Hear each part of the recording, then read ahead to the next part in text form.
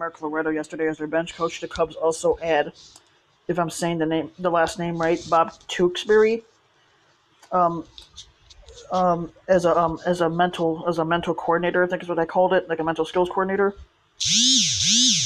And they basically hired him for one reason and one reason only, and they're hoping that maybe he could basically better Tyler Chatwood into a better pitcher. That's what they're hoping for.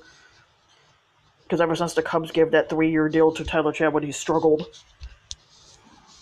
Tewksbury was not even though he pitched back in the 80s and 90s, he wasn't the greatest pitcher either.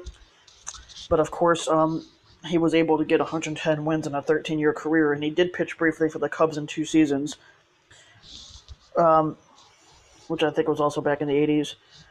And he had and Tewksbury had 110 wins, 102 losses, and 302 games pitched.